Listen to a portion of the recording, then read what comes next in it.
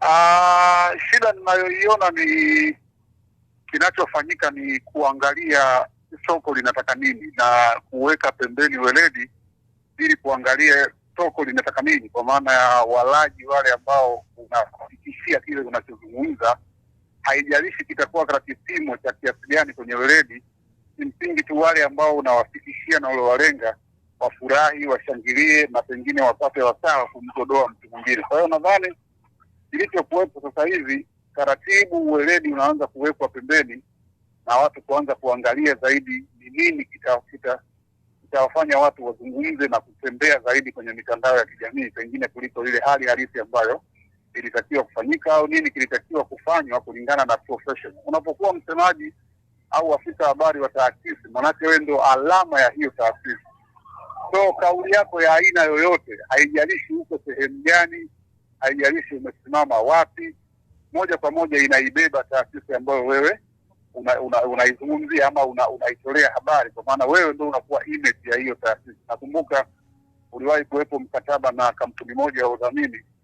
Katika vipengele vyake mkataba ulikuwa unaainisha kwamba hata kama itaonekana mmoja wa watumishi amevaa au amekwenda muonekano tofauti na kile ambacho kiko kwenye weledi wa udhamini, basi udhamini utavunjika.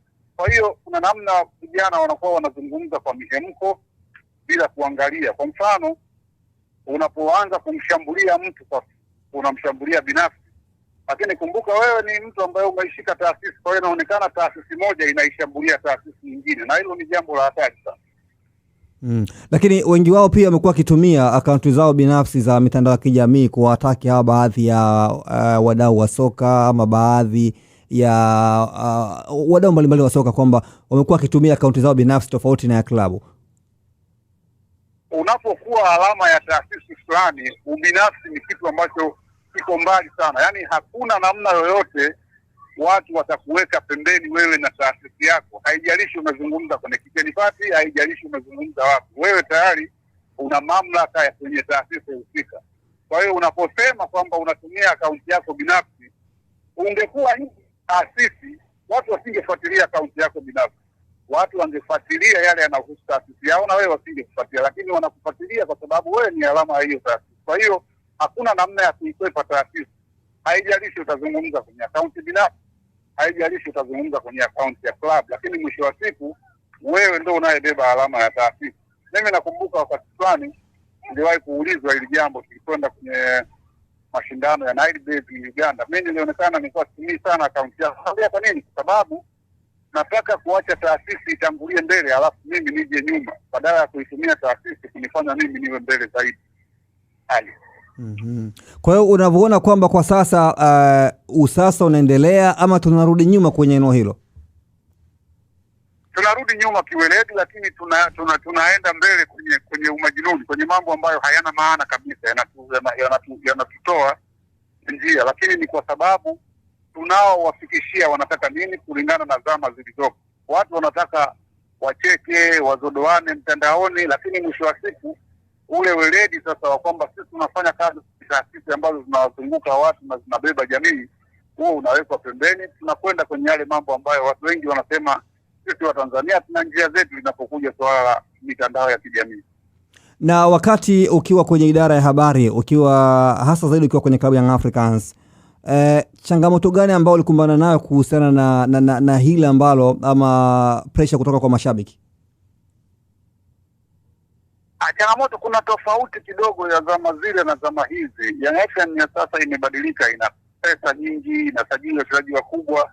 Kipindi chetu sasa tunasajili wachezaji wadogo wa kawaida wa daraja la kati. Kwa hiyo ilikuwa inahitajika nguvu ya ziada sana kwenye ubunifu ili kuifanya nembo ya taasisi isififie, licha ya kwamba upate matokeo ya kuridhisha kwenye field. Kwa hiyo inakuja changamoto ambazo zilikuwepo ni kama hivyo. Unaona, unatumia ubunifu mwingi kuhakikisha kwamba taasisi inasogea mbele. Tulikuwa tunafanya mambo mbalimbali kuwaonyesha kwamba watu taasisi yetu bado inasimama licha ya kwamba inapita kwenye matatizo. Kumgodoa mtu, kumtukana au kumfanya mtu mwingine hana maana kwa sababu wewe uko sehemu fulani. Sidhani kama hilo ni jambo ambalo taasisi inahitaji. Mimi nakumbuka mwenyekiti wangu wakati huo aliwahi kuniambia siku moja, bwana, unasema unazungumzia taasisi ya nchi hii hapa ulipo. Kwa hiyo ni lazima kujua unazungumza nini, na ni lazima ujue unazungumza kwenda kwa kina nani. Sio muda wote unazungumza kwa watu hoya. Ni lazima ujue unaowazungumzia ni watu wa aina gani, na hao watu wanataka kusikia nini.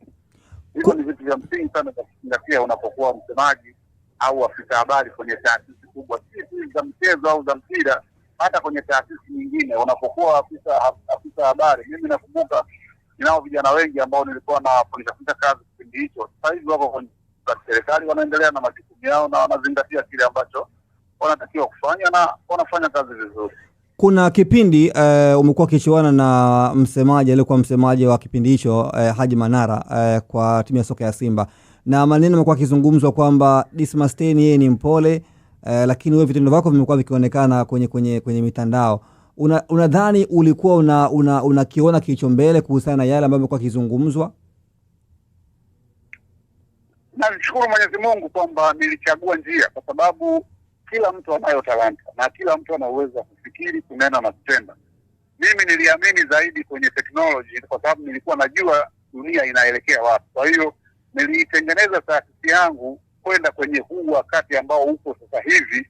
Wakati ule unazungumza haya mambo tulikuwa tunafanya miaka 10-11 iliyopita. Kwa hiyo unaweza kuona ni jinsi gani tulikuwa na jicho la tatu kwenye kujua kwamba hii dunia inaelekea huku.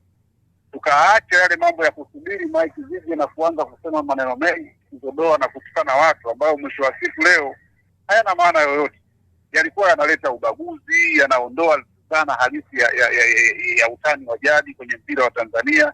Kwa hiyo tulichagua njia ambayo ingetusaidia sisi kuwafikia watu wengi kulingana na sayansi na teknolojia, lakini pia kusaidia kuongeza na kuingiza mapato kwenye taasisi ambayo tunaisimamia. Ndio maana tuliweza kufanya vitu vyote vile. Ukiangalia peji zote za Young ambazo unaziona sasa hivi ni kama zimeanzishwa mwaka 2017, ndio wakati ambao tuliingia. Kwa hiyo ni kipindi ambacho tulifanya mapinduzi, tukachagua njia pamoja na uongozi uliokuwepo, walitupa dhamana, wakatupa nafasi na wakabariki kile ambacho tulikuwa tunafanya.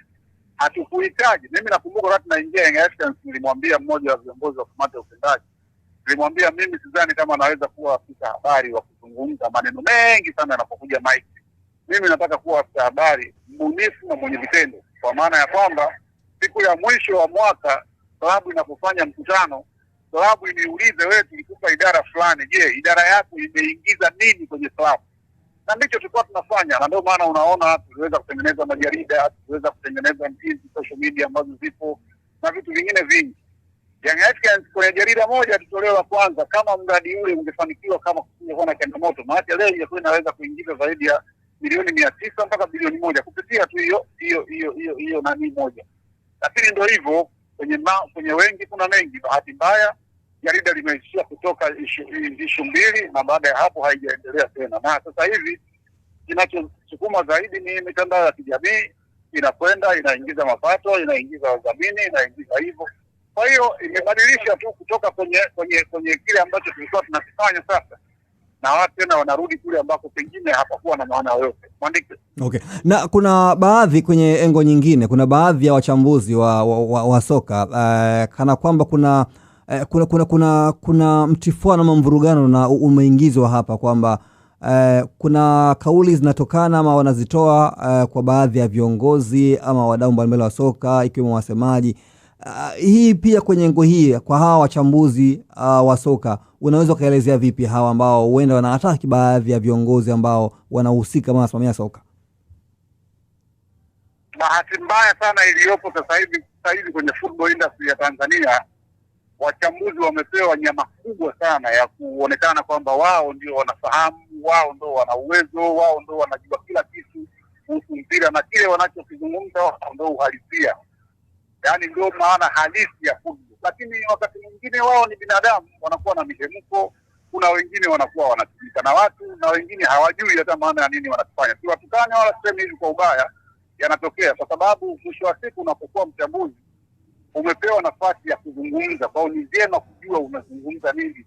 Haijalishi ni kwenye mitandao ya kijamii, haijalishi ni kwenye wachambuzi wengi barani Ulaya, huwezi kuona hiki kinachofanyika huku kwetu. Wakati mwingine wenzetu wanafanya na mengi sisi tunakopi kutoka huko. miaka kadhaa iliyopita nyuma hatukuwa na wachambuzi, lakini mpira ulikuwa unakwenda na watu walikuwa wanauelewa mpira.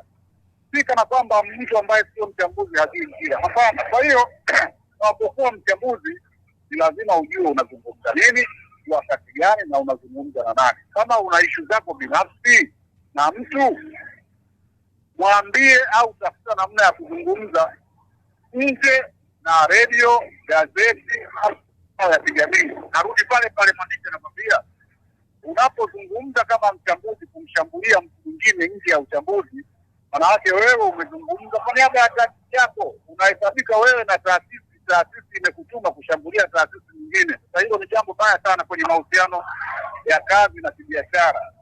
Mimi nakupa kumbukumbu moja. Wakati tunaandaa mchakato wa kuandaa jarida la Young Africans, kuna waandishi walikuwa wanatumika ili kufelisha huo mpango, na walikuwa wanasema hayo hadharani. Sisi kama Young Africans tuliwaandikia barua ile taasisi, tunawaambia nyinyi hiki mnachofanya tutafika mahala tutashindwa kufanya kazi pamoja. Tukaitana, tukakaa mezani, wakarekebishwa na maisha yakaendelea vizuri na kila mtu akafanya kazi yake kwa weledi. Kwa hiyo watu wazingatie weledi. Utoto umekuwa mwingi. Vijana sasa hivi wana mihemko, wanachukua mambo juu, kila mtu aonekane anajua, yeye ndo zaidi, yeye ndo kila kitu. Mwisho wa siku wanakosea na heshima. Usisahau kusubscribe kwenye YouTube Mwandike Digital.